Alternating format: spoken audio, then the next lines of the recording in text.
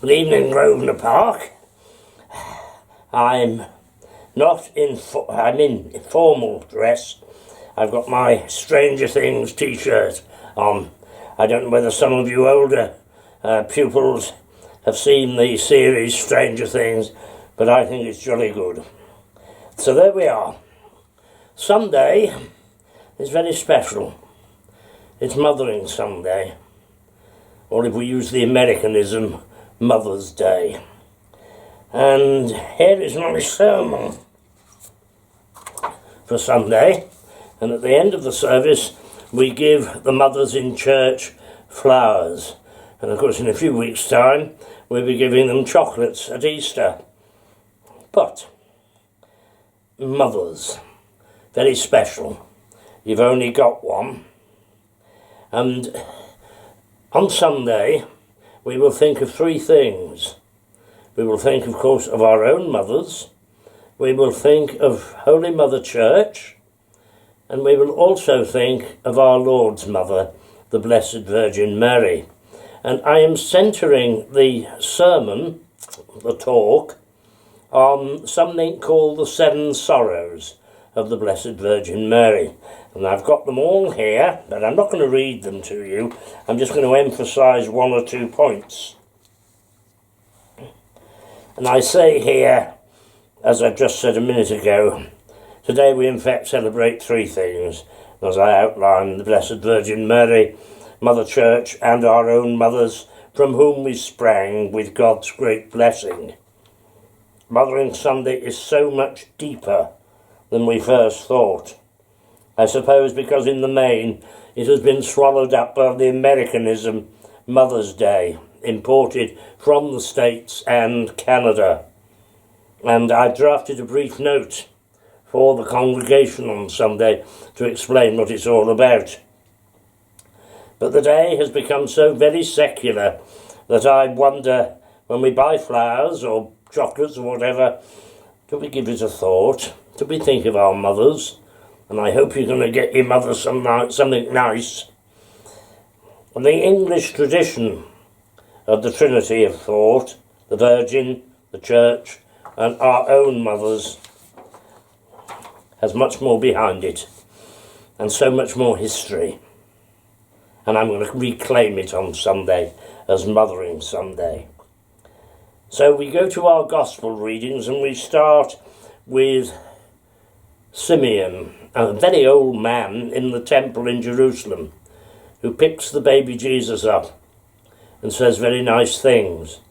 Then he turns to Mary and says, "And a sword will pierce your own heart," which means you're going to have sadness. And indeed she did. This, which is in St. Peter's Road, sums it all up. This is called the Pieta, and it's by that great artist Michelangelo.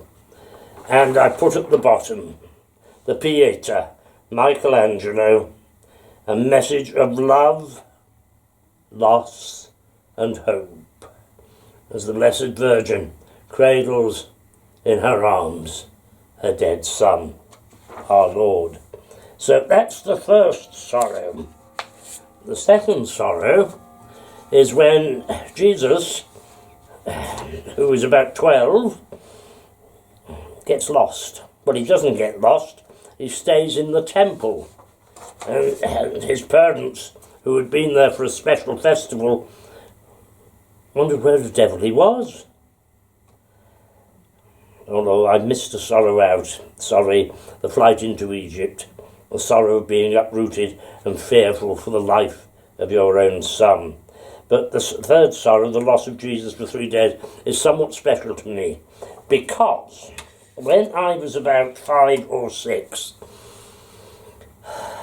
I was in a hat shop with my mother. That was in the days when mothers, or women, did not go to church without putting a hat on. And at Easter, and this was Easter, they bought new hats. Well, can you imagine a little boy of 5 or 6 in a lady's hat shop, a milliner's? I was bored out of my mind. So I slipped out, because I knew my Uncle Jack's shop was just down the road. And of course when my mother turned round and asked me something, I wasn't there. And of course she was frantic, absolutely frantic. And I heard all about this later, but she came running out of the shop. And she saw in the distance, and my mother was half blind, but she saw in the distance the fuzzy shape of a little boy holding the hand of a man. Well, that was me and Uncle Jack. And Uncle Jack brought me back. And my mother was quite cross, but very, very relieved. And she said, "Why did you do it?" And I said, "I don't like hats." Not very good, really. But here, in the temple, our Lord was arguing, debating with the doctors of Judaism, the learned men in the temple. And his mother says to him,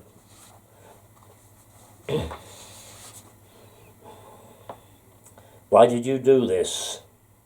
Look, I've been searching for you with great anxiety." Then the fourth, the fifth, the sixth and the seventh sorrows are all connected with the crucifixion. So on Mothering Sunday, I want you to think of Jesus and his mother, Mary. I also want you to think of the church, because the church, hopefully, is there for you, to enfold you in its arms and love you. And then think of Mum. I don't know what you call your mother. Mummy, mother, ma, mum. Doesn't matter. The love between a child and his or her mother is very special. Very special indeed. So on Sunday, if you can't get to church and St John's is open, think of mums. Yours, the church's, and Our Lady's.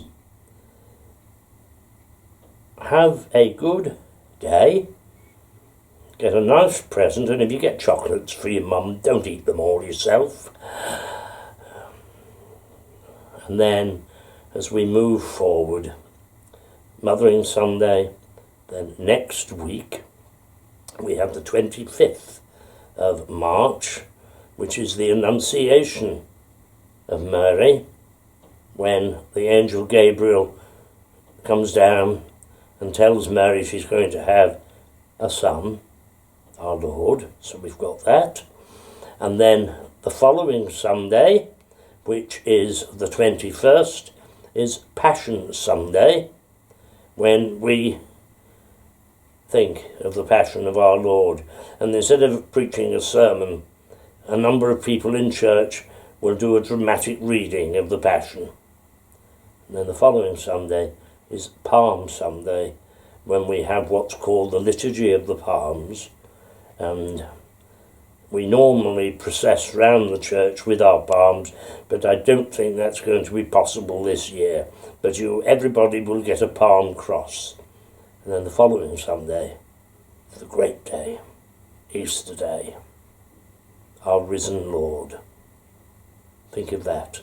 So, have a good day on Sunday, and I hope you're enjoying being back at school. My daughter can't make up her mind, but I think on balance, she's glad to be back. So, enjoy school, enjoy the rest of the week, and enjoy Sunday. And put your arms around your mum and say those simple little words, "I love you." Because that is so very, very important. And now I'm going to have my cup of tea.